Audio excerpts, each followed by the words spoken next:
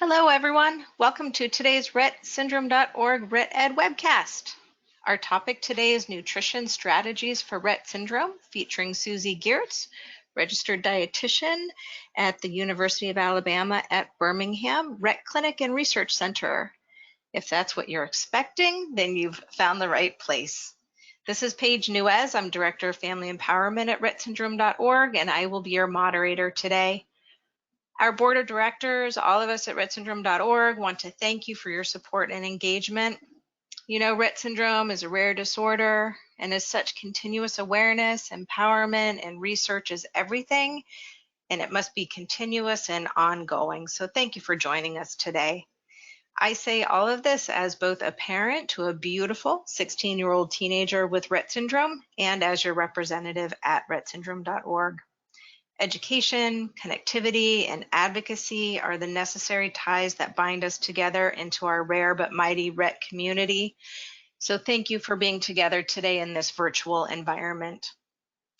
While investing in research towards granting the ultimate wish of a cure leads us at RettSyndrome.org to focus a lot of our time and energy in this arena, we also remain steadfast in our concern with the health and well-being of our children today. Therefore, we are so pleased to bring you today's presentation. With Rett syndrome being a childhood onset disorder with a prognosis of living well into adulthood, all of us have a very deep and long relationship to our loved ones with Rett syndrome. And health, nutrition, growth are paramount to your child's health and well-being and for yours. So today we're going to explore this in more depth. But before we begin, I'd like to share some brief tech points on how GoToWebinar operates if this is your first time joining us. To let you know, the audio feed is open to our presenters only, so you don't have to worry about your background noise. You don't have to worry about your background noise interfering with the presentation. If you look to the upper right corner of your screen, you'll see a control panel window. We invite you to type your questions or comments in the question field throughout the presentation, and we'll answer these as well as any questions that were pre-submitted at the time of your registration at the end of Susie's presentation. If we don't get to your question today, we will work with Susie to get all of the writing questions answered and posted in a QA document to our RettEd webpage once completed. If the control panel window is distracting to you, you can minimize it or move the drag and drop the window down, and then you can expand it again at any time if you wish to submit a question. Next point, really important, this session is being recorded. We will post a link of the recording along with the QA document to the RettEd webpage so you can listen again or share with others. If you're having trouble hearing, please check and turn up the volume on your phone or device. So with this, I'd like to turn our thoughts toward our topic today for our ideas on nutrition strategies for achieving best growth, health, and well-being for your child, which really means good health for your whole family. And our message today is this: your child's nutrition is a fundamental pillar to her growth and development. Many times we intellectually know this, but how to do this becomes a battle of wills within our homes. A lot of this work begins with you setting expectations, setting boundaries, setting goals that will leave you empowered to speak up to your clinical care team, to make adjustments and seek help over time, because life is ever changing and evolving, and so is your child, and her nutrition and growth needs are going to change over time. I wanted to share this quote because I really resonated with me, and I think it might resonate with everyone who's on the phone today, which is, I think preparing food and feeding people brings nourishment not only to our bodies, but to our spirits. Feeding people is a way of loving them in the same way that feeding ourselves is a way of honoring our own creativeness and fragility. Susie is going to talk to us today about creating and striking that right balance of our desire to feed our children orally, ways to do that healthily, and ways to do it when sometimes the oral motor skills aren't working in the way that they may have at some point in her life. So with keeping that quote in mind, respecting that it is a challenge for our community, thank you again for joining us.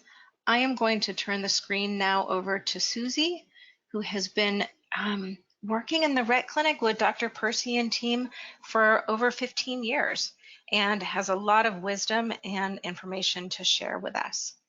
So Susie, if you're ready, I'm going to let you pull up your slides and we'll let you begin. Pages that show my screen? Yes. Yes. And again, if any of you have questions, please type them into the question box in the GoToWebinar panel, and we'll answer them towards the end.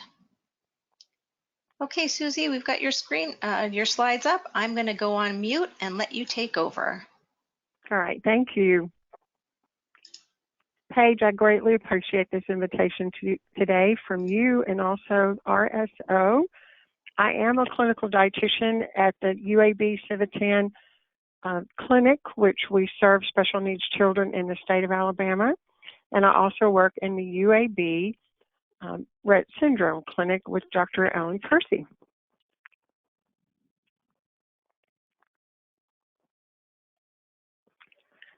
First, I'd like to give everybody a warm welcome from our UAB Rett Syndrome team.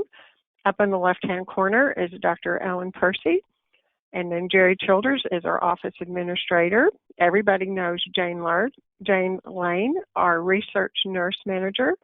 To the far right is Dr. Armita Arnott, who joined our clinic team a little bit over a year ago, and she's absolutely delightful. We've been so glad to have her. Next to Dr. Arnott is Judy Combs. She's a nurse in the clinic and does some of the research protocols, and myself, Suzanne Geerts. So again, a warm welcome from the UAB team. Financial disclosures. I am a team member of the Natural History Study, and it does pay for a small portion of my salary. My salary is also funded by several MCH, maternal child health grants, in leadership education, neurodevelopmental disabilities, and also in adolescent medicine. I do not have any commercial affiliations. I use products from all of the different companies that are out there. I really choose what's best for the individual. So if I mention a product today, it doesn't necessarily mean I'm endorsing the product, but again, I use products from all the different companies. And last but not least, I'd just like to say that today we're primarily going to be talking about females with Rett syndrome, because as all of you know, males with MECP2 mutations have a different clinical presentation, and their nutrition needs are different, being male and again having a different genetic problem that we're dealing with. So again, most of my comments are about female Rett patients today. Our learning objectives for today is we're going to gain knowledge in good nutrition basics and also in Rett nutrition therapy. We're going to review GI and nutrition risk factors that are common in Rett syndrome. We're going to have a better understanding of the use of growth charts, both typical growth charts as well as the Rett syndrome growth charts. We're going to define the current definition of malnutrition and how it relates to Rett syndrome. And last but not least, we're going to talk a little bit about the UAB criteria for D2 placement, because that's a question that we always have when we're in different settings and a concern to many different parents. Those people who know me know that I'm a real practical person too, so I'm going to really try to put this into something that's workable for you. I appreciated Paige's wonderful introduction. And again, I'm going to try really hard to put this into something that's workable for you, because I know how very busy your lives are. And nutrition is important for the Rett girls as well as your whole family. Nutrition is very much an extensive science with a long history of research and utilization. And so today I'm going to try to give you a practical way so that you can incorporate it into your daily lives. Good nutrition and healthy eating principles are the same for the whole family, but sometimes our Rett syndrome clients have very specialized nutrition needs. We're also going to touch briefly on some of the GI problems that they encounter, because that very much can impact their nutrition and growth of our girls with Rett syndrome. Why do we need to eat healthy? First of all, it's necessary for growth. It's necessary for energy to be able to get up and go each day. And our girls face many challenges every day, so they need energy to be able to meet those challenges. Maintain health, skin integrity, and immunity. We want our girls to be healthy. Fighting the stress of illnesses, injuries, and surgeries should they occur during their lifespan. Protective factors. There's a lot of information now that if we have good nutrition over the years, that we may be able to protect against some cancers, some type of brain degenerative disorders, and many others. And also, I strongly feel that healthy eating should also have pleasure to it, and there's a lot of social aspects to eating in our daily lives as well as in our community lives. So how do we know how to get in good nutrients for health? There are 6 basic nutrients, and this is very much a very simplified look at nutrition. Again, nutrition has a big science behind it, but if we remember, first of all, the 6 basic nutrients, the first one is carbohydrates. They are essential energy sources, and they are also big sources of vitamins and minerals. Protein is necessary to build and repair tissue in the body and fight infections. Fats are very concentrated sources of calories and carriers of nutrients. Vitamins are vital elements that promote normal chemical reactions in the body and protect against infections. Minerals are essential elements that promote body structure and repair and carry out chemical reactions. And water. The human body is about 88% of water, and water is essential to carry out body functions and also transport nutrients. So those are really our 6 basic nutrients. And I add fiber at the bottom, and the reason why is fiber is actually a carbohydrate, but it's a non-digestible type of carbohydrate, and everybody needs fiber. As you all know, many of the girls really struggle with constipation, and adding fiber with a high fiber diet can be very beneficial for some, but we have learned that you have to add it slowly, and also sometimes it makes the problem worse, which really surprised me in the very beginning to learn that, but now I know to be very careful. Even if I add a special formula with fiber, I carefully add it and work carefully with the family to make sure that it was a good addition. And how do we know, and how can we put this into practice? In a few minutes, we're going to go to the USDA ChooseMyPlate.gov poster, and the USDA is the United States Department of Agriculture, and for decades they have been involved in nutrition education and trying to help U.S. citizens eat better. And always remember, a key to good nutrition is that we have a variety of foods from day to day and also from meals to meals. So the first thing that I wanted to do is I wanted to show you that each food really has its own footprint, and the food images that we were going to use got from permission from the courtesy of the National Dairy Council. And as you can see, if we're looking at the fish sandwich, across the board, it actually is some nutrients that are necessary for health. They are, the columns are for protein, vitamin A, vitamin C, calcium, iron, thiamine, riboflavin, niacin, and calories at the very end. A fish sandwich is roughly 500 calories, but what a nutrient-packed package that is, because by using the fish is very high in protein, thiamine, and niacin, and then we add that bun to it, which has a lot of B vitamins in it. What a powerful package that fish sandwich is, compared to the jelly, which is on the upper side of the screen. There's no nutrients in jelly except for calories, and unfortunately, some other foods that we sometimes like kind of fall in the same category. There is soda, also falls in the same category. A lot of calories, but not a lot of nutrients. In the South, we have that Southern sweet tea, where you can actually put a spoon in the tea and it pretty much just floats there. And again, really not a lot of nutrition. So again, each food really has its nutrition footprint. And so I think you can see by combining a lot of nutrition foods what an impact that we can make at the end of the day. Again, the USDA has for decades been involved in trying to make good education materials for U.S. citizens. When I was younger, it was the basic for food groups. And then later on, it moved to the Food Guide Pyramid. And then it moved to mypyramid.gov. But the most recent guidelines is choosemyplate.gov. And this actually takes all of those nutrition principles and it puts it into an easy way to practice it at home. Your plate should actually look like vegetables and fruit should make up approximately 1/2 of your plate, with a small amount of protein as about 1/4 of your plate. I know there's a lot of trends now in talking about animal protein versus vegetable protein and which is better for you. The USDA is still very much recommending a combination of both. Make sure that we have animal and plant protein in our diets to keep us healthy. Grains make up, again, a smaller portion of our plate. And then dairy. Dairy is very important for our Rett girls, and we're going to be talking about bone health shortly, and so we'll get a better understanding of that.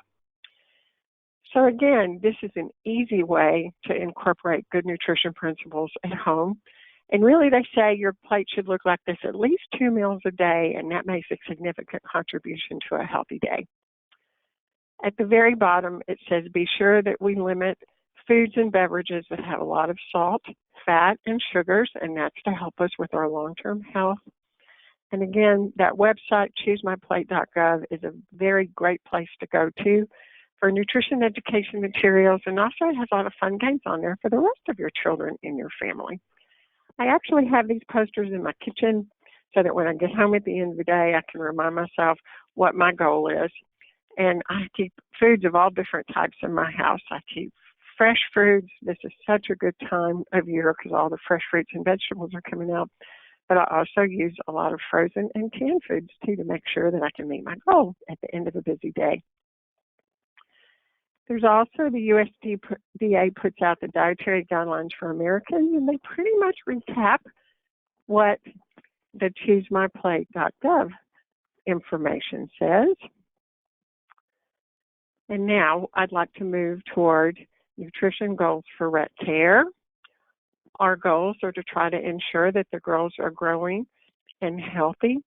It's especially important in their younger years that they are growing and healthy because, as we're going to talk about in a few minutes, actually in adolescence, many times the girls are fully grown.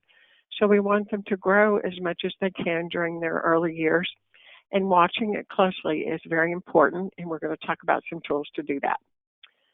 They always need to have a good weight for their height at all ages. From the very youngest patient to our older patients, we try to set a good weight for height and a weight goal for them to be able to understand.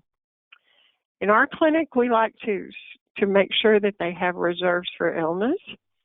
As an early part of the natural history study, we used to travel to other cities, and we would find in some of the areas, such as Chicago and New Jersey, where the temperatures are much more colder than what we have in the South, that the girls would often be sick.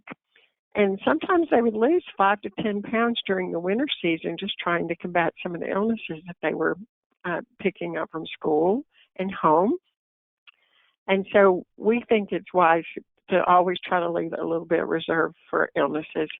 And especially at the end of the summer for those people that live in areas where it's colder climates and there's illness going around, to try to be sure that their weight is up a little bit before you get to that season. We try to ensure that we are recognizing feeding and GI concerns and finding good treatments for those, promoting good bone health always, finding cost-effective therapies. If they have to have surgery, we want to prepare for surgery and help them recover from surgery. And again, recognizing changes. Anytime you see changes, discuss it with your pediatrician or discuss it with your local Rett team.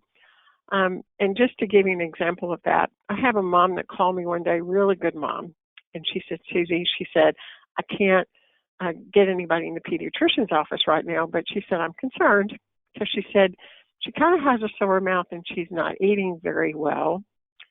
But then she said, and all she wants to do is drink water. And so my heart really fell when she said that because, as you all know, polydipsia, or wanting to drink a lot of water, it can sometimes be a sign of diabetes. And so I told this mom, I said, please call the pediatrician's office and take her in, and we need to do a fasting blood sugar just because we really need to rule that out.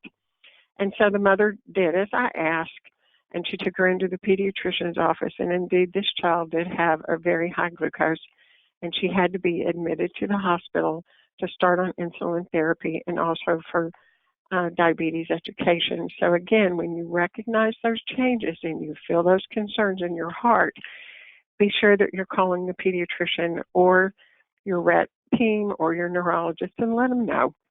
It's always better to rule out things than for our girls to run into serious health conditions. One of the things that we do is we prescribe a multivitamin for all of our patients. You need to choose one that has a variety of vitamins and minerals in it. What's interesting is that most multivitamins don't have a lot of calcium in it. Sometimes they put a little bit in there, but not very much. And so sometimes the girls may need a multivitamin as well as a calcium supplement, but your healthcare team can help you decide what's necessary. Always read the dose on the side of the label. Assess what their chewing abilities are. Some of the girls can chew a chalky one easily, where some of them may need a gummy. Some of them can't chew the gummies. And so often we cut them into little bitty pieces and we can put them in some of their thicker foods in the daytime, like oatmeal or yogurt. And if all else fails, or if the girl needs a supplement and they only are fed by their gastrostomy tube, then we can have liquids to use. But it's hard to find a liquid out there for children, so you really would need to consult your pharmacist and find one together. Always be careful. A multivitamin should have a lot of different vitamins in it, but you can get toxicities. Vitamin A, D, E, and K are called the fat-soluble vitamins, and the body can actually store those. So we want to make sure that we're not getting in excess A, D, E, and K, because it can cause some toxicity problems. And always keep in mind how much the multivitamins cost. There's a lot of good store brands out there now, which are actually very good multivitamins. And storage, always make sure they're put in a safe place, because as you know, children think they're candy, and sometimes they'll eat the whole bottle, or they'll hide and eat the whole bottle. So again, for all of our family members, make sure that they're stored away appropriately. Remember, one of our really important goals is bone health basics. We always make sure that they have adequate calcium intake at all ages. When you're at your elementary years, you need about 3 glasses of milk a day. When you get into your adolescent years, that bumps up to 4. And when you're an adult, it kind of backs off again to about 3 servings of dairy a day. There are some people that actually have milk allergies or lactose intolerance, and so we have to find good substitutes for the dairy, which we highly recommend. Make sure that they're getting in adequate vitamin D intake. That's very important for bone health. At our clinic, the normal range for vitamin D is between 30 to 100. And so we like to try to keep the vitamin D level at mid-range. So in our clinic, our recommendation would be to keep the vitamin D level at about 50. And so we actually try to check their vitamin D level when they're having other routine labs done on a fairly regular basis to make sure that we are staying in the 50 range, which we consider to be desirable. Try to make sure that they're up and standing and exercising as tolerated and when they can. Dr. Percy highly recommends that if the girls can be in a stander at home or at school once or twice a day, if they tolerate that would help to provide some of our weight-bearing activities. And also, if the girls get older and we decide that they need some type of birth control medication, be sure that you review that carefully, because some of the birth control methods also are not good for bone health. So make very wise choices regarding that. And last but not least, I'd just like to make a general comment. There's a lot of alternative milk products out there now. A lot of people are using coconut milk and almond milk, and there's a new oat milk that's out there. And interestingly enough, we recommend cow's milk or soy protein because both of those have a lot of protein and a lot of calcium in it, but a lot of these alternative milks don't have a lot of protein in it. And sometimes they add a little bit of calcium to the product, but it may not be as much as if we have just a regular dairy product. So kind of be cautious about using these alternative milks and talk to your healthcare provider. Again, our girls are exercising, our girls are moving. Many can ambulate, many can stand. Again, using the stander once or twice a day, if that's possible, is excellent, and we highly recommend that. Our girls are in physical therapy with stretching, exercising, and ambulation, sometimes with support. A lot of the girls that we're seeing this summer are happily swimming, and many girls also enjoy hippotherapy. Another important part of our general health and nutrition needs is being sure that they're adequately hydrated. There's many benefits to being adequately hydrated. It boosts our energy levels, it boosts our alertness, our bodies actually work better, it supports our organ function, so it's very important. There is a way, there's formulas that we can use so you can estimate how many ounces they need per day, and your healthcare practitioner can help you do that. I highly recommend that each child have a water bottle, even like a liter water bottle, and that you use that throughout the day and even send it to school or send it to daycare so that when the bottle comes home at the end of the day, you know how much fluid they've presented to your child in those places. And again, you can actually see how much fluid they need. And remember that some foods, if they melt down to liquids, are still considered part of your fluid need. And always remember signs of dehydration. The parents will tell me their eyes get very dark, their urine intake is down, their mouths are very dry. So those are some of the things to watch for. And if you feel your child is dehydrated, be sure that you call your pediatrician and again express your concern. A lot of people ask me, well, how many calories do I know does my child really need? There are ways that we can estimate what their needs are in the clinic setting, but those formulas are very general, and I feel sometimes they don't give us a good picture of each of the girls' needs. So what I usually recommend to my parents is that they do a food log, and if they have the app, MyFitnessPal, they can actually count calories and sort of see how many calories their daughter is getting, and then we can work on the diet from there. So we sort of back into how many calories they need and whether or not we need to plus or minus their current calorie intake. And again, monitoring their growth is very essential. Again, with nutrition, be careful not to get excesses of vitamins A, D, E, and K. Be careful not to overdo on iron. Iron can promote constipation. Don't overdo on calories because we would really like to prevent the onset of obesity.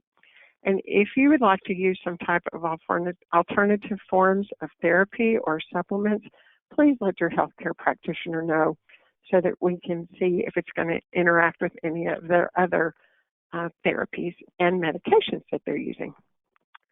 Where do we need good nutrition? Everywhere. Home, schools, there's something called a school diet therapy.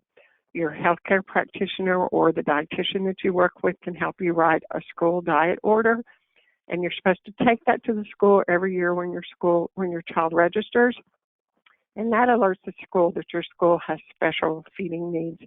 And this is covered by federal law. If the school is not doing what's asked in the school diet order, then you need to try to work with the school, and that can be reported to the state agency if you need to.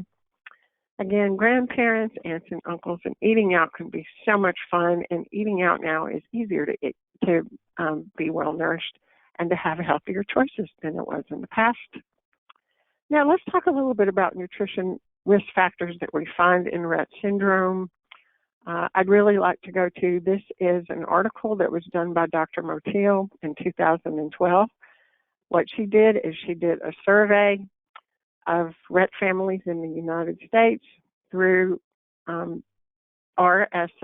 and in conjunction with RSO, and they had 983 respondents.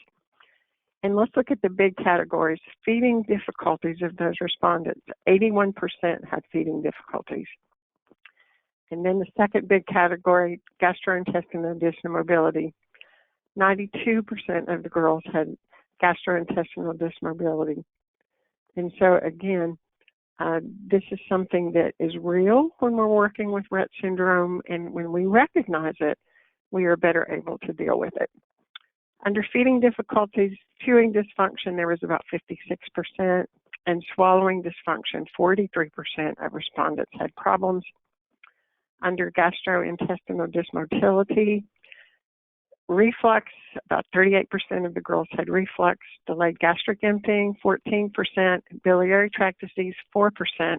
There's actually a new article that just came out this month about biliary tract disease in the same journal by Dr. Marteel. Gas, bloating, and air swallowing was about 50% of the girls. Constipation, 80%. So a major part of what we deal with can also include constipation and what to do about that. And also growth deficits were reported in 45%, with low bone mineral content and fractures in 37% of the patient population. So I think this clearly shows us what we are dealing with. There is something, since reflux is a problem, there is something called the anti-reflux diet, and I got this information from the Academy of Nutrition and Dietetics Nutrition Care Manual. It says to avoid or limit peppermint or spearmint, spicy or fried foods, chocolate, caffeine and decaffeinated beverages, fruits and vegetables that cause symptoms. So often by changing the diet, we can help with reflux, but many times we find that the girls may also require medication. And I find the diet a little bit hard sometimes, and that many of the girls, especially when they're teenagers and young adults, they love to go out and eat Mexican food. They love to have spicy chips. And so it's a little bit hard. And then, of course, a lot of the girls like chocolate shakes and chocolate supplements. And then also, a lot of people are also bothered by meat extracts. And by this, we mean things that are like stewed, like soups and stew, and the meat actually leaches out. A lot of times that can cause problems with reflux too. So again, sometimes the anti-reflux diet works and sometimes it doesn't for a lot of different reasons. Some of the other things that we see in Rett syndrome, in addition to the GI issues, is dental health. Sometimes it's hard to find a dentist, and some of the girls can have dental problems. Some of the girls have high palates, so you have to make sure that you're cleaning the palate out. Again, we're going to talk about malnutrition. Poor growth. If we're seeing poor growth in their growing years, then we're going to try to address that immediately and take care of that. Some of the girls do require specialized feeding therapies, such as specialized formulas. Drug-nutrient interactions. Remember that seizure medications can sometimes interact with some of the nutrients in your good nutrition status. Sometimes there can be social issues or lack of financial resources to be able to even purchase what the girls really need. And in a few minutes, we're going to talk about puberty, what's normal for Rett, and then also changes that growth that occur at that time. And again, some girls will require scoliosis surgery. And when we know that that's coming, we try to get them prepared for surgery and then also help with recovery after surgery. These are some of the things that can help with our Rett girls. And really, I have learned so much from family members over the years. I've worked with Dr. Percy since about 2003, and the family has taught me so much about good feeding skills and good feeding therapies, because you know your girls the very best. Sometimes we have to modify the calories in the diet to help them to grow. Modified texture, almost all the girls have some trouble chewing, and their foods have to be cut up into small pieces, sometimes even ground. I find it very helpful to add moisture to the meats, even when they're in small pieces, so things can slide down. You can add gravies. There's actually like a turkey gravy that you buy in the jar in the store, which is very bland. And you can heat that up and pour that on just about anything. And that way the food tastes good, but it also slides down easily. Again, we may need to add calcium and vitamin and mineral supplements. Some girls like nutrition supplements, and some of the girls don't really care for the formula. So then we have to be more creative, which I know y'all are excellent at. Proper positioning is important. Good hydration. Again, if we see GI problems, control them with diet and medication. Again, sometimes our girls require special tube feedings. Catch up growth. If the girls have fallen behind, we need to try to catch up with diet, and we can do so easily. Prepare for surgery. Getting ready for puberty. Puberty is a very dynamic period of growth, and we want the girls to grow as much as they can during that time. And in a few minutes, we're going to talk a little bit about overweight and obesity in adulthood. So again, there are many things that we can do to help nourish our girls and help to reach our nutrition goals. A little bit about proper positioning. It's really hard to get things down the hatch when you can't see the hatch. And so even sometimes our older girls need special types of seating equipment for feeding. And we sometimes find this hard to secure for the families when they're having troubles, but just keep that in mind. Always be aware of choking hazards, because there are certain foods that are easy to choke on. Dry meats, popcorn, hot dogs, and grapes need to be cut in very small pieces because they're just the right size to get stuck in the esophagus. Nut butters, nuts, raw vegetables, fish with bones, hard candies, and candies with nuts can cause choking. And also sometimes utensils. I have a friend that's a teacher, and she teaches in a special needs class. And one time one of her students was upset at lunchtime, and they were feeding him with a spoon. And the child chomped down on the spoon, and the head of the spoon broke off, and the child swallowed the bowl of the spoon. So always make sure that utensils at home and when you're eating out, and also for school, that they're really strong and they won't break. And CPR classes for everybody are really important. You can call your local Red Cross chapter and see when they have classes. There's also online courses at cpr.heart.org. And I like to go to these on occasion just to refresh my memory about CPR. Okay, again, nutrition supplements. There are a lot of different things out there on the market to choose from. I like to try to recommend complete products because they have a good combination of vitamins and minerals and proteins and calories in them, so I like to do complete products as much as possible. There are trends in the commercial products right now. There's a big trend for organic formulas, and so I'm seeing a lot of products coming out on the market that have organic ingredients. And really, there has been a big movement for really about the past decade to go back to blenderized feedings.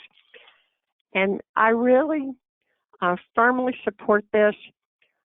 As long as the family is eating healthy, if you're blending the foods that you're using for your family and they're healthy foods, I firmly support this. Always make sure that you use good hygiene.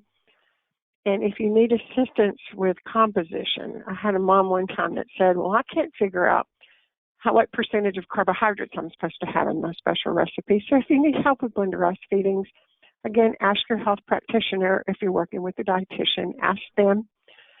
But really, I want everybody to know that this is a very individualized choice.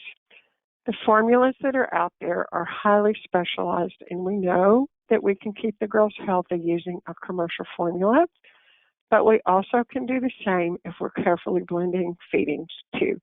So it's a very individual decision, and I support both. Again, there's lots of stuff in the grocery store. Again, if your child has a milk or soy intolerance or allergy, be sure that you're talking to a registered dietitian to help you pick a suitable supplement for them. The general rule of thumb is that usually once the girls are over 10 years of age, you can switch to adult products. And usually the adult products are a little bit less expensive than the pediatric products are. And always, if your child needs some type of commercial supplement, talk to your pharmacist and shop around and see if they will get it for you by the case, because often it's a lot less expensive by the case than it is a six-pack. And I found often that pharmacists can be very helpful, and sometimes they'll even offer you a special deal. Remember, variety, mixing up those foods is very important, and also then the girls won't get tired of them. I think if somebody told me I had to have a chocolate shake every day, I think that I would be really tired of chocolate shakes pretty quickly. And some things that you can find in your grocery store. There's so many things out there now. There's milkshakes. A lot of people are doing fruit and vegetable smoothies. I recently saw a great recipe for fruit popsicles that were made out of carrot juice, oranges, strawberries, and a little bit of frozen Greek yogurt. So even a popsicle becomes fun and nutritious. There's Greek yogurt. Instant breakfast is now called breakfast essentials, and you can mix that into milk, and that's an excellent thing to add to the diet. Ovaltine in the wintertime. You can have hot Ovaltine. It has a lot of B vitamins in it. There are things that you can get on the web, such as Ben & Calorie and Magic Cup. In terms of every day, again, this is a great season. We have hummus dips available to us. Guacamole, avocados are a great source of calories. Nut butters, mayonnaise, sour cream can be used when you cook. There's ways that you can make really cute little parfaits. You can grind up like graham crackers, the vanilla wafers, and grind up nuts and layer yogurt and cookies and nuts. And it's so tasty, and it's such nice variety. And there's also a way that you can make double milk. If you take 16 ounces of whole milk and you add 1/3 cup of non-fat dry milk, that really makes a very fortified milk, which means you get an extra protein and calcium. So again, look for things at your grocery store and be creative at home, which again, I know y'all are masters at. Again, eating is a very sensory experience. It should be pleasurable and pain and anxiety free as much as possible. It's a very social time at home, and at school, the girls love to be with people. If they can use their hands, give them a few minutes and let them try to use their hands or utensils if they can use their hands. But then try to finish up feeding afterwards so we can make sure that we get in the food. A reasonable time frame. At UAB, we sort of consider mealtime should only take between 30 and 45 minutes. If the girls are consistently going over that time frame, that's typically telling us that they're having significant oral motor problems, and it's hard for them to be able to eat the amount that they need to eat. And so that needs to be recognized, and a new therapy come up for that. This is a great time for them to use communication with eye gazes and also using their communication devices, and lots of fun. And also, there's a really leading feeding therapist in the country named Marcia Klein, and she put out the concept of permission to feed. That means that the girls should be ready to eat and opening their mouth and anxious to eat. If they're closing their mouth, they're telling us that something needs to change, perhaps something's wrong. And so they should always give you permission to feed, and they're ready to feed at that time. Okay. In order to provide good nutrition care for our families, there may be a number of things in your future, or they may be in your past for that matter. Again, I really find that parents are very effective in figuring out nutrition therapy and nutrition care strategies for their children. Your child may need a GI evaluation, including swallowing study, feeding evaluation, and therapy. You may need to find a dietitian, and we're going to talk about that at the end of our session. You may also need to find an occupational therapist and a speech-language therapist who knows about feeding skills and feeding therapy. And then again, sometimes getting to know your pharmacist or your local DME can also bring some additional supports to help you care for your child with Rett. People ask me all the time, does my child really need a feeding evaluation? I highly recommend them because they tell us what is the exact problem. Is it a functional problem where they can't really chew and swallowing? Is it a sensory problem where they're very sensitive to a taste or a texture? Or is it a behavioral? Some of the girls are picky eaters and they only want to eat certain things. And so the diet kind of evolves to just incorporate those certain things, but that's not helping with our basic foundation of trying to add a variety of foods to the diet.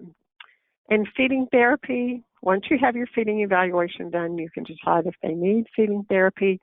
And usually the earlier you get therapy, the better, but it's never too late. A lot of early feeding therapy is very much based on play. And so it's much more effective when they're younger than it can be when they're older. But again, a creative therapist and creative parents, just like yourself, sometimes can make a huge impact.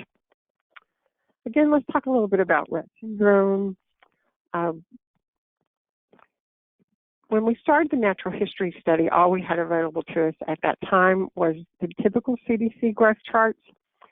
And so these charts were actually developed to be used as a screening tool for healthy American children. But it's all we had available to us in the very beginning, and so that's what we started off with. And they are excellent tracking tools, so I do recommend that you have a copy of this in your child's medical notebook, and then you also can track how they're growing. This is a typical toddler growth pattern, as you can tell.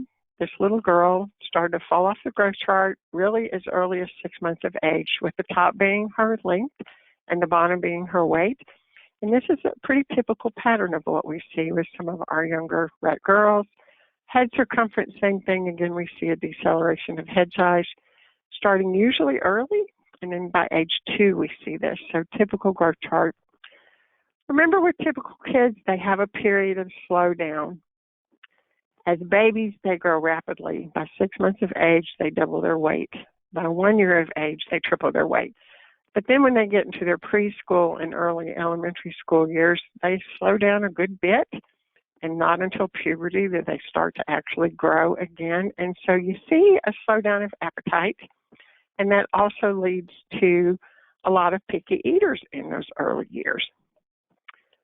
Again, when they get to adolescence, it's a very rapid period of growth, and you need more of all of your necessary nutrients.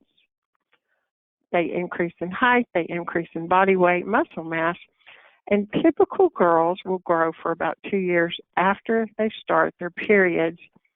And in our Rett girls, what we see is that they do increase in height, weight, muscle, and skeletal mass. But it's not as extreme as typical girls. They do have a tendency to stay smaller. And what's very interesting, and it's not published, we need to still, but once they start their periods, many of the girls are fully grown. And so that's an indication at that time that we really need to change our feeding strategies and feed them a healthy diet, because we do not want them to get heavy, because it's very hard to back up when they're heavy.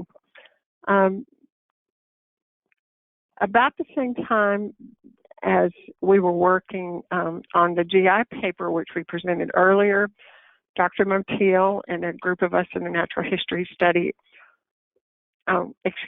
Motil did another paper, and she looked at girls that had gastrostomy feeding tubes, and she did find that if the girls needed a gastrostomy tube and they had it placed, that it did reverse decline in height, weight, and BMI Z scores. It enhanced their lean body mass and their body fat deposition. But also she concluded with, after an average treatment period of 4.5 months after professional instruction and care, that they were unable to restore their height and weight Z score to birth canals.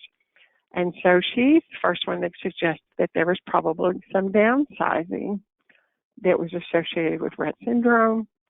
And then later in 2012, the Rett syndrome growth charts came out, and let's look briefly at those. You can get a copy of these through RSO, and it's nice to have a color copy, again, for your health notebook. And as you can tell, the gray lines are typical population, with the red lines being our Rett girls. And as you can tell in terms of height, indeed, the girls are shorter, typically shorter than the typical individuals, and we always knew that. But this actually gave some proof to that. Weight was all over the place, which is to be expected, just like the general population. Some people are very thin and below the typical population, where others are heavy. And the BMI was also all over the place.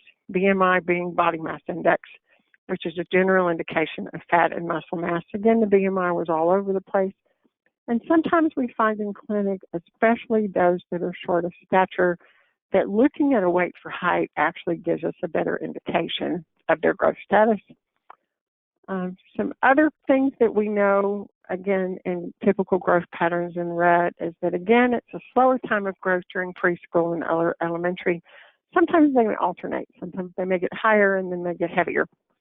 Again, after their periods start, many of the girls are fully grown and we have to go back to healthier eating patterns at that time. And then also for Rett adults, there are lots of social changes. They may not be as active as they used to be. And as Dr. Percy often says, sometimes the adult will start to stiffen and slow, and so they need lower calorie needs. And often we see when the girls are younger and they start to hyperventilate, sometimes it's hard to learn how to feed around their breathing patterns, and sometimes they may lose weight at that time. So we're very cautious about that. Again, some of the tools that we use are anthropometrics, height and weight. I'm a big believer in Utensils and growth charts and tracking the girls on the growth charts to make sure that we're seeing good growth and that we recognize change. Skin folds are very helpful. Girls should have adequate adipose tissue too, and this also helps to protect against pressure sores. And again, a dietitian can do a food history and a food recall and help you figure out if changes are necessary. We are very lucky at our clinic in that we have a very nice scale set up, so we can weigh the girls. It's always interesting to me how sometimes it's hard to weigh an adult patient, and the parents are so grateful when they come in and they say, thank you so much, because I haven't been able to weigh my young adult in quite some time. So we use just a typical wheelchair scale and we put a chair on it, and then we're able to, if the girls are in a wheelchair, we can just easily transfer them over to the chair and get a good weight. So be sure to try to find a good way to weigh your Rett child or young lady at home. I want to talk a little bit about overweight and obesity in Rett syndrome.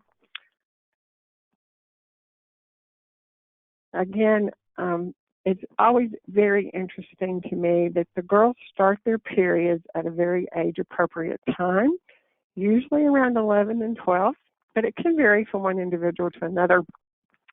But what's interesting to me is that some of them only weigh 60, 70, maybe 80 pounds, but they will start and have regular periods, although sometimes they stay light, but many of them will start having regular periods. And again, once they start their periods, many of the girls are at their max height. And so then again, we have to adjust. And we have found with some of our adults that were overweight or obese that it's very hard to back up. So prevention is the key.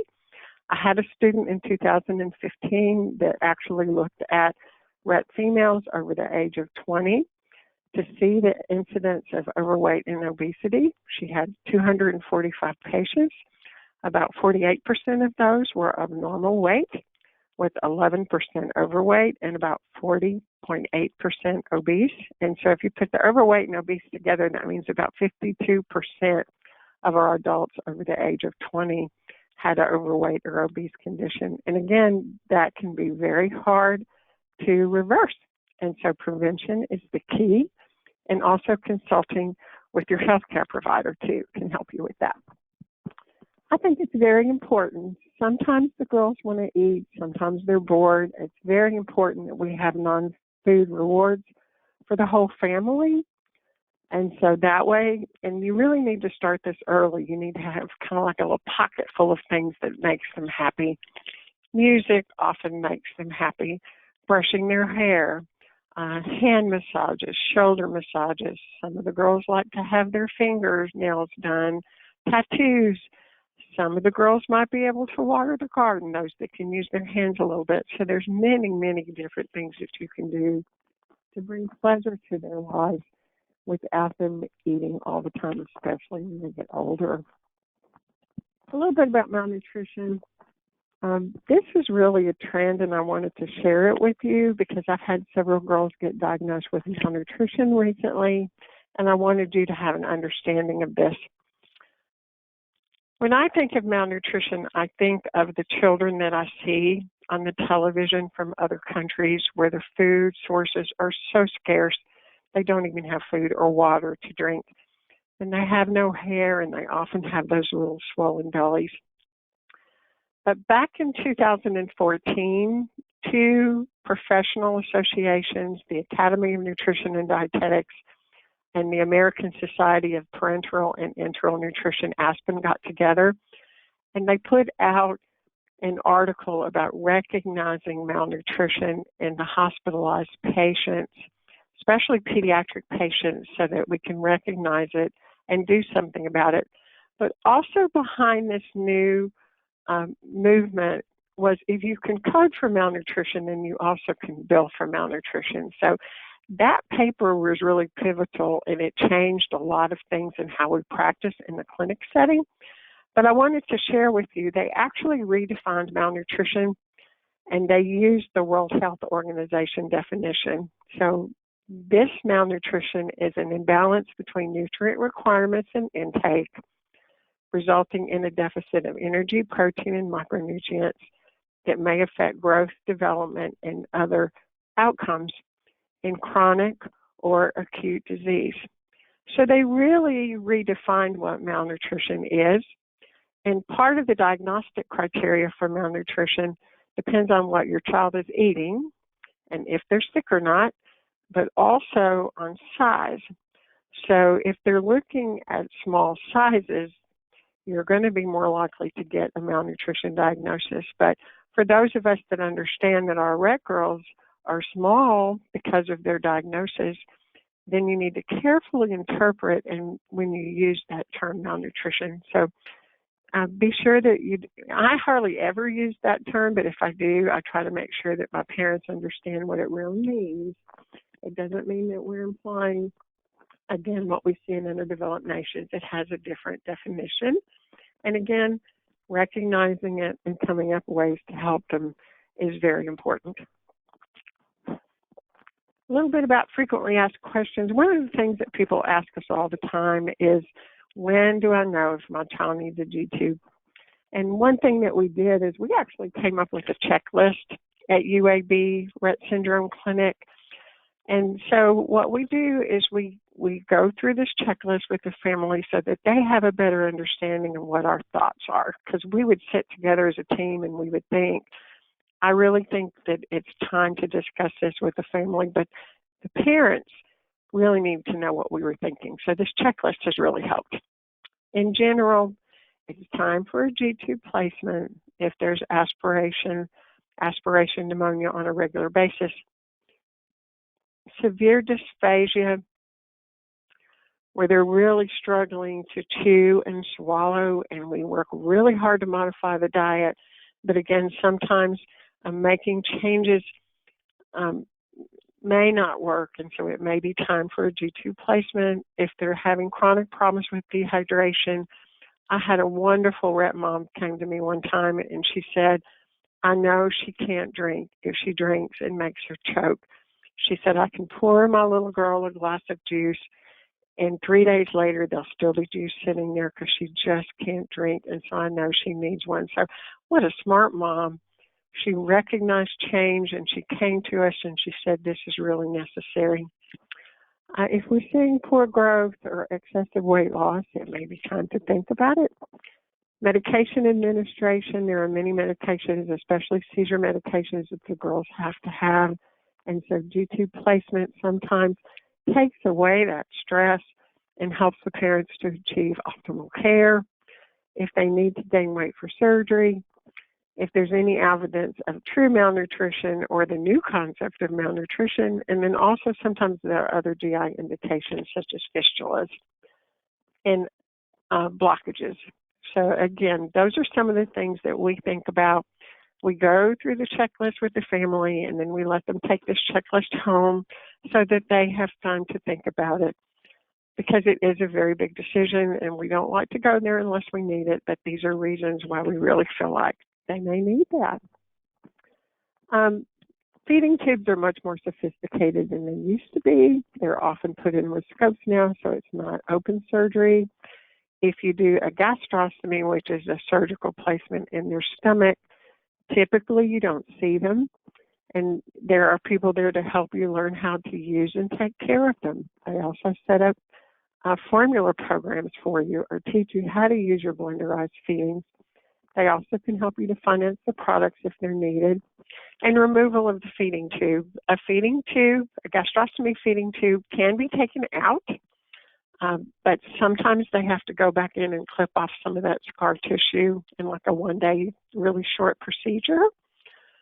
But I can tell you, and Jane Lane often says, we've only had one parent ask for the feeding tube to be removed, and it was, but then they ended up putting back in a few years later because some new health conditions came their way. And so they ended up replacing it. So again, it's a big decision. But in today's area, it's one that's easy to find information and support about when you need it. Okay, brief summary. Again, adequate nutrition is essential for good health and positive outcomes for Rett clients and their families. Proper growth is maximized by good nutrition during childhood. Calorie needs are usually lessened in adulthood in Rett syndrome. Parents need to seek medical assistance if special needs or changes arise. And again, I think it's a great idea if you have a health notebook and you're tracking their growth, because then you know when changes arise and you can get the help that you need.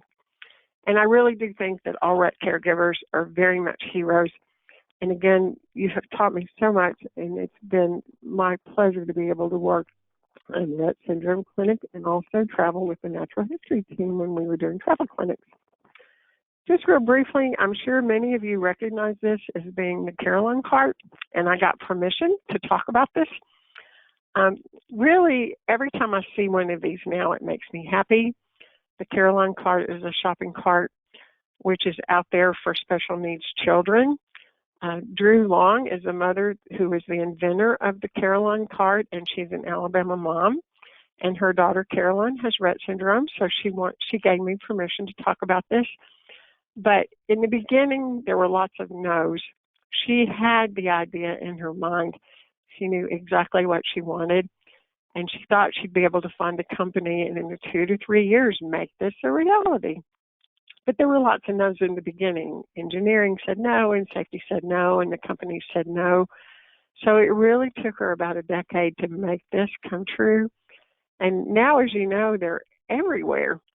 And really, what I want to say is that they make me smile every time I see them. I happened to be going in the home improvement store this day, and there was one right there at the front just waiting for somebody to come and claim it. So they really make me smile because they remind me of the Rett girls and their safety and their happiness and how important that is. But it also reminds me of each of you as parents and caregivers and health professionals out there, because often you are innovative and you are persistent in getting things done, just like Miss Long was. So again, just to leave on a happy note, I truly think Rett caregivers and their health caregivers are also heroes. And this is just some resource sheets. There's a chapter in the Rett Syndrome Handbook on nutrition, which is good to read. If you'd like more information about how to calculate calorie needs, there's a website there.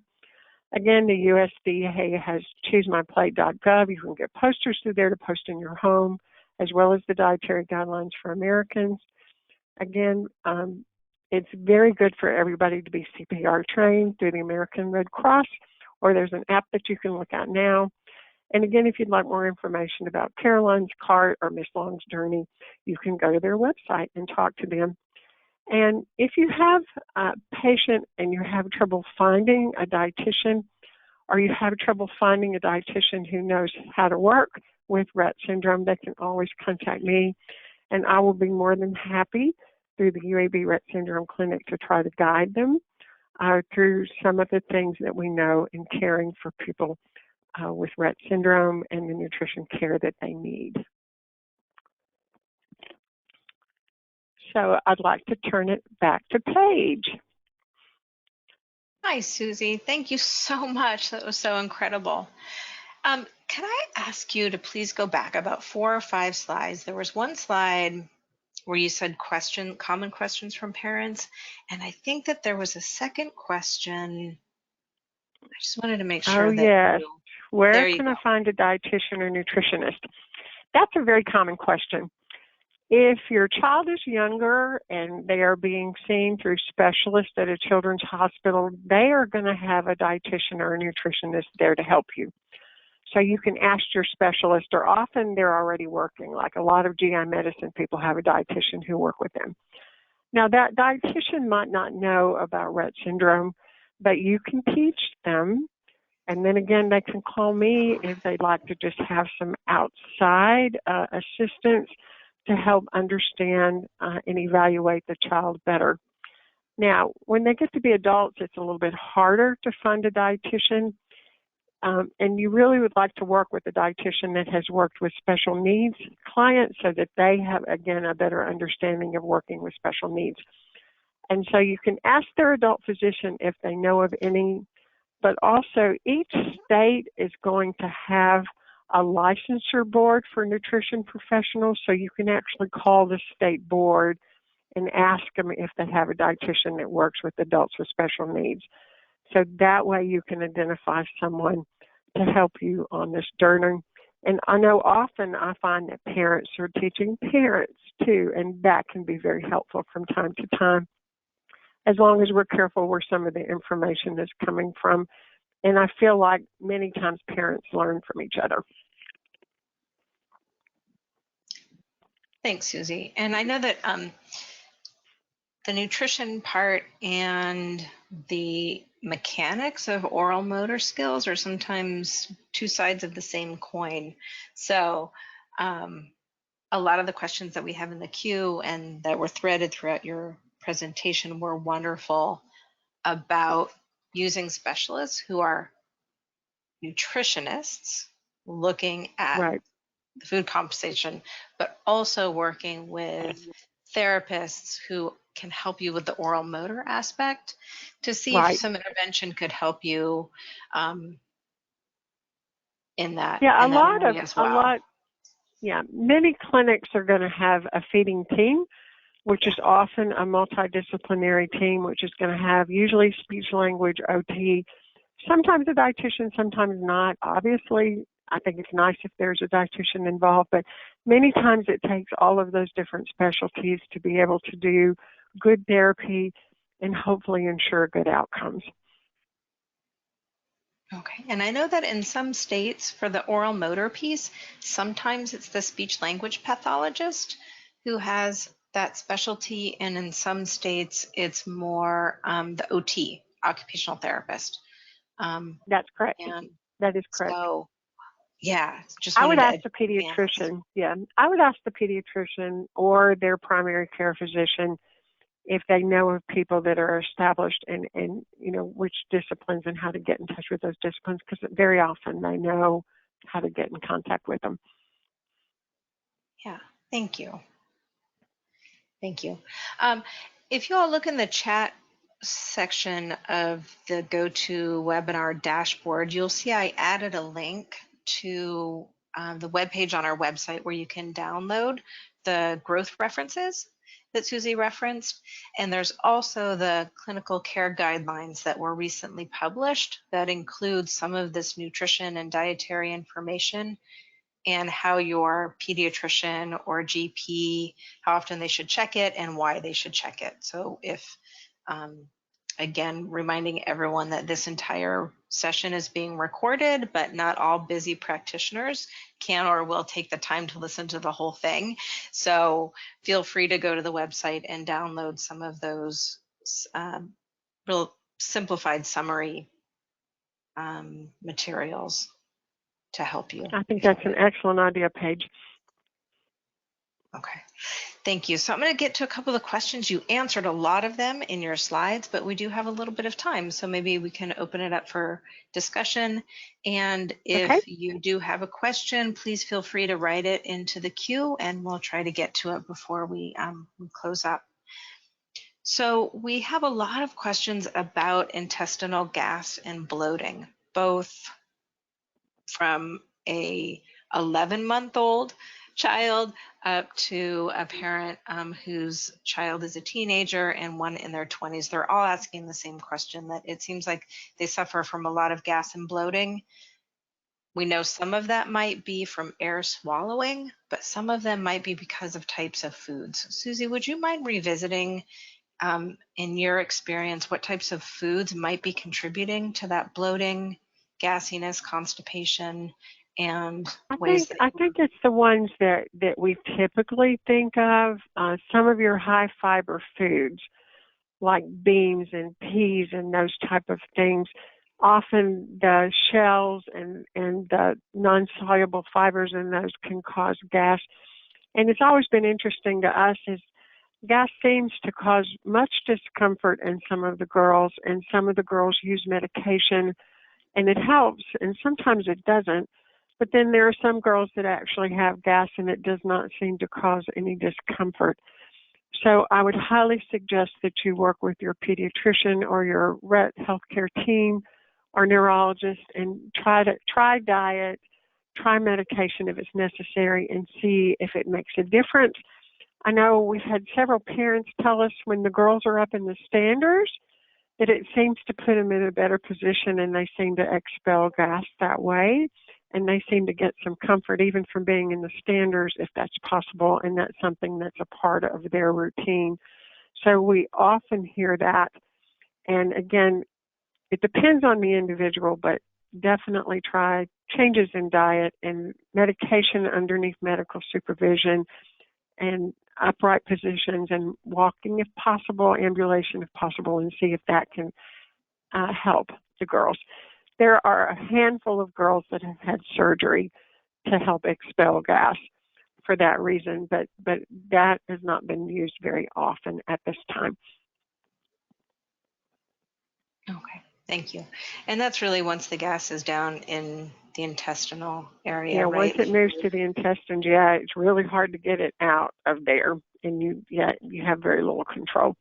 But like I said, some girls seem to be in a great deal of pain, and then others are not. Yeah, it looks more. It looks hard for us when we see the stomach bloating, but if it Right, doesn't bother them, then right. then it's okay. And sometimes I know a lot of families are able to use the G tube for venting air.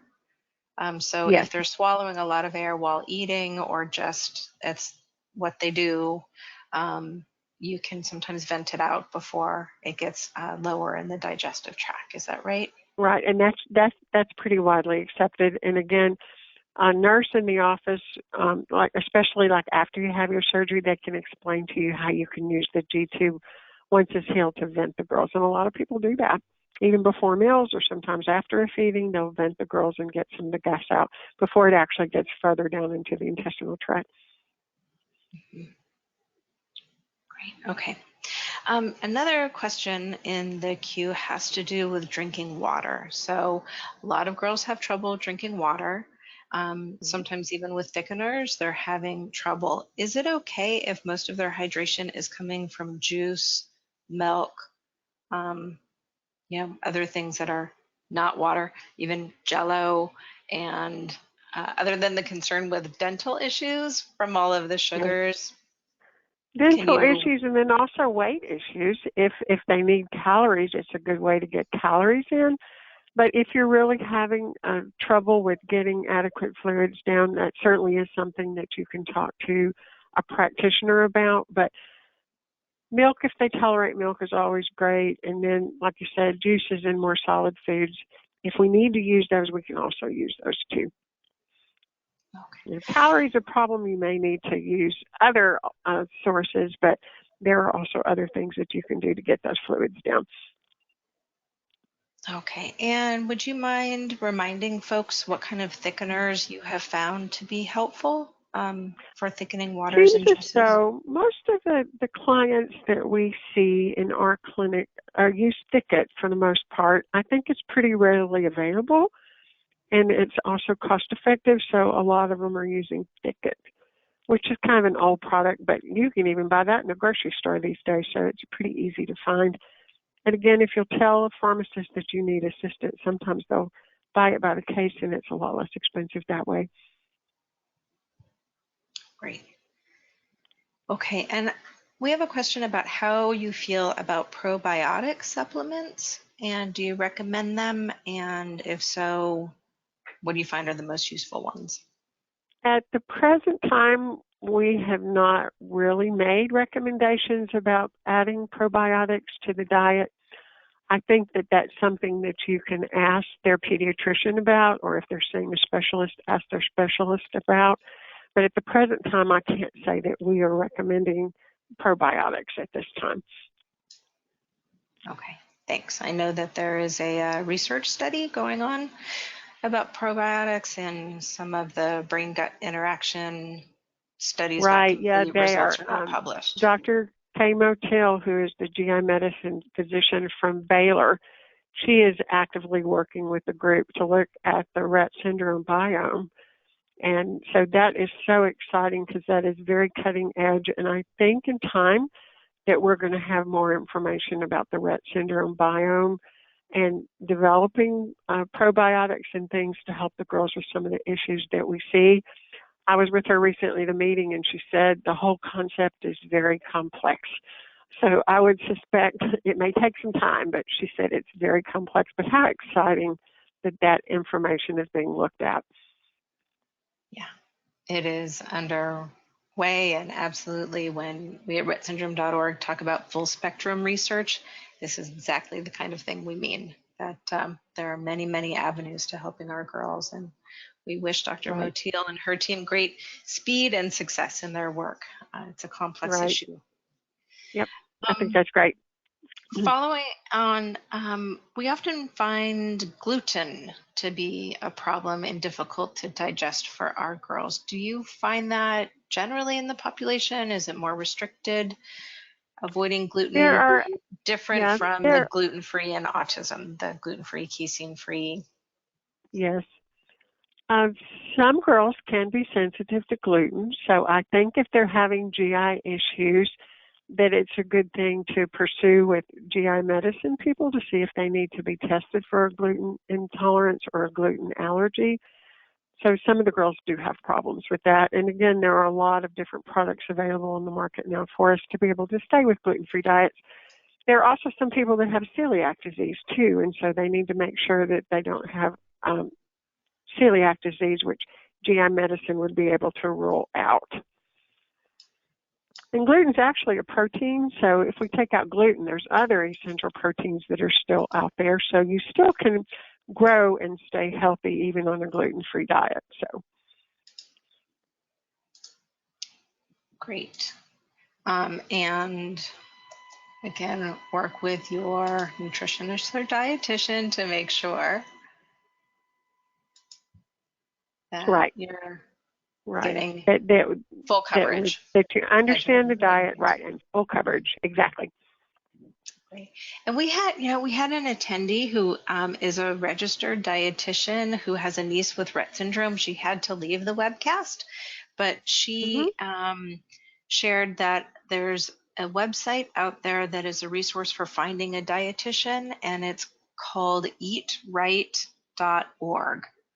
I put it in the chat field. I don't know if you're familiar with that website.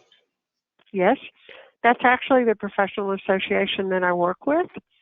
If you call them, they can give you some names of people. But like I said, to me, it's easier to go through the state licensure organization because they're going to know more of local dietitians versus a national organization.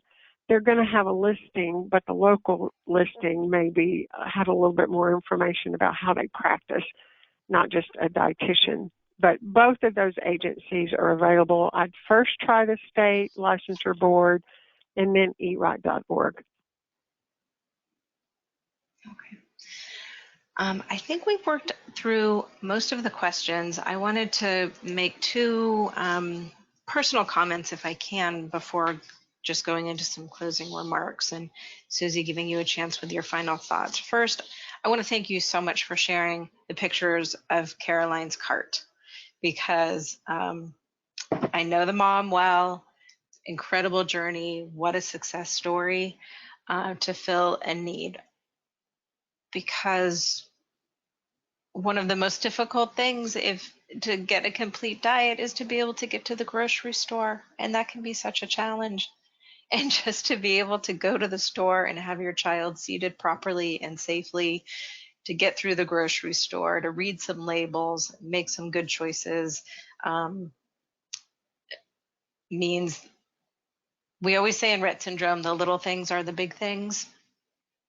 And that is And quite that's an certainly example, one of them. right? Yes, that's certainly That one of is them. definitely one of them. And what I have found, Mhm. we have them all over in California. Sometimes they're not out in front of the store, but the stores have posted a sign with their store phone number. Like if you pull up to the store, you call one of their staff folks at the store will kind of grab it and come out to your car and meet you. So don't ever be afraid to ask for help. I think that's amazing. And they're actually in places all over the world now. So yeah. what a story. Yeah, and it's so good of her to share with all of us. Yeah. Paige, I think we had one other question that was submitted earlier. One of the moms said that her daughter has started her menstrual cycle. Yes. And that she was wondering if there was anything special that she could do with her diet to help with the PMS type of periods. We do know that a lot of the girls do seem to have some premenstrual syndrome symptoms, fussiness, changes in moods, maybe a little bit of cramping. There's really no specific diet for PMS, and we don't have any information about Rett and PMS specifically at this time. So to me, it's interesting because if they're experiencing a little bit of bloating, you would think, well, we can cut down on their salt intake a little bit. Maybe that'll help with that sort of heavy type of feeling. But I know most adolescents will tell you that they have food cravings about that time too. They want sweets, or they want salt, or they want salty foods of some type. So again, it makes sense that you cut back on the salt a little bit and maybe drink lots of water to help you feel a little bit lighter. But at the same time, we don't have anything formal about that. That's something that we have left to learn. Okay. Thank you. Thanks for catching that one. Okay. We had a question about a parent being concerned that their child is starting to refuse to drink and eat at times, and they're concerned about getting a G-tube, and that she'll just kind of lose interest in eating and drinking, period, after a G-tube placement, if that's where they end up going. And I wanted to share from our personal experience. Our daughter Katie does have a G-tube. What we discovered is that mealtime had become very stressful for her. This is not going to be the case for everybody, but I just wanted to share this positive outcome, which was after getting her G-tube, we could take away the stress of eating and drinking, and she actually eats better now. We talk to her a lot about it. We sit down, we say, Katie, you've got about 20 minutes. And if in this time you're showing us clear signs that you're not feeling like eating today, we can put it through your G-tube. And she gets it, and it is just completely changed the whole dynamic. Our house, she has trouble with liquids and all options with her G-tube. But she eats blended, pureed, better, faster, and the obvious more pleasure now that stress has been removed. And I don't know if the stress was coming from me or if it was coming from her, or if it was a combination. But I just wanted to tell parents who are concerned about that a G-tube doesn't mean that she can't have the option to continue eating and drinking by mouth if it's a safe thing, if she has been identified as aspirating food. So if your specialist says it's okay, it doesn't mean that it's a one or the other kind of thing. I don't know if you have something that you'd like to add. As I said earlier, I really think it's a very individual decision, and Paige, it's good that y'all recognize that, and I like your approach, actually involving her in decision making about eating and not eating and the G-tube and stuff. But like I said, the whole process of getting a G-tube now is easier, and I think being open and talking about it with your healthcare providers will help you to make a good decision, what's really appropriate for your particular family member. Oh. There. Oh, hey, Paige, I lost you for a minute. Are we still there? Hello, Susie? Yes. Paige? Oh, back. Can you hear me? Yes, now I can. I lost you there for a second. Yeah, I'm sorry. For some reason, we lost audio on the app, but we're back now. Uh-oh, okay. Well, good. Yeah. Any other questions? I think that we covered everything. If anyone has any further questions for Susie or myself, please, this is not a one-time conversation. We can meet again, and we can take any offline and get them out of the community. Yeah, I do know that there are lots of things that we still need to learn and things that we need to take the time to study and publish. And so I'm hoping that we can take some of our new people who are training in this area and encourage them to also learn to work in the area of special needs. So that's kind of a goal of mine. Great. All right. Well, if I may, I'm going to encourage you to please keep doing your work, keep doing your research. I'm going to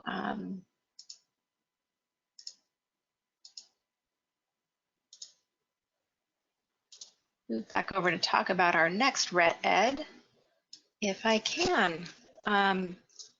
Susie, we appreciate you so much, and shared to our families and working with all of us to put our dreams into a plan of action has been really helpful today. The statistics that you showed at the beginning of the percentage of our girls and women that suffer from oral motor dysfunction and feeding and nutrition is just a big indicator of quality of life. And we thank you for all of your help in helping us do a You're little most bit welcome, better. and thank you.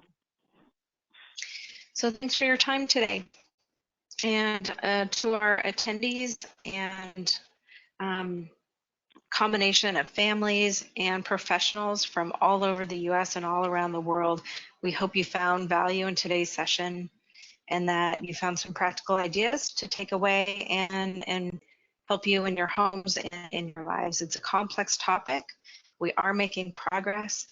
My request to all, especially to families, is that you try your best to understand how to advocate for your child. They're mostly nonverbal. The responsibility falls on us to understand health, nutrition, growth trends, take advantage of the specialists that are out there to support you in your efforts. You can use social media, use the chat groups to talk to other families, but really at the end of the day, work with your healthcare specialist who knows your child best. And success can happen. We'll continue to bring you information and lessons learned from all of those that have gone before us so that we can continue to build and improve upon our children's chances for best development. Our next RettEd will be in July, Tuesday, July 9th. We're going to talk about genetics of Rett syndrome, the MECP2 gene. Our guest speakers will be Steve Skinner and Hannah Warren Moore from Greenwood Genetics Center. This is going to be an important session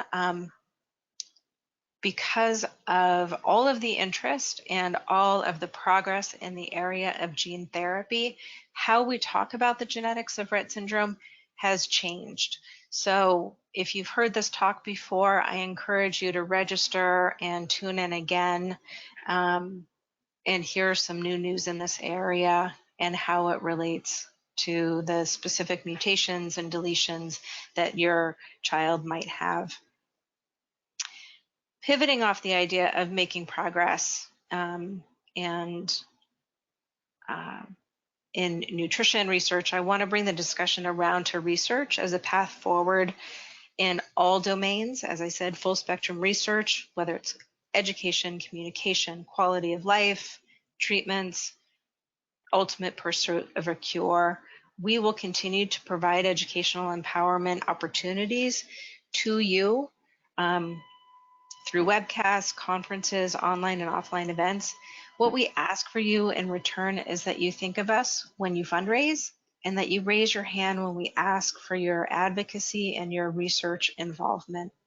Whether it's completing questionnaires, enrolling in a natural history study, considering organ donation if that time comes, or considering participating in a clinical trial, our researchers need us to engage and be involved.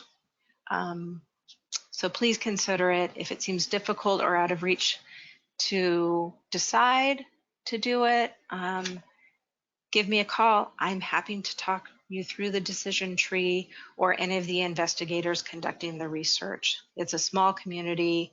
We all care and we're all working on behalf of our kids. We're at a time when true research participation is not only a reality, it's critical, and it's as critical as fundraising. So we appreciate each and every trailblazer who commits in that area. So finally, we believe that all information on Rett syndrome should be free to all those who avail themselves of it. And so we thank all of our donors and supporters. Acadia Pharmaceuticals has specifically sponsored the RettEd webcast program. So thanks to Acadia. These webinars allow us to direct even more precious dollars towards funding research. And our children are worth our every effort to overcome the challenges before them. So please take this information, apply it, and share it with others. You'll receive an email in the next day or two with a link to this recording. Share it, go back and watch it. And please take the time to drop me an email with comments and feedback so that we can fine-tune offerings like this. If there's some subjects you'd like to see as a monthly RettEd webcast topic, I'm building the calendar for 2020, so drop me a line.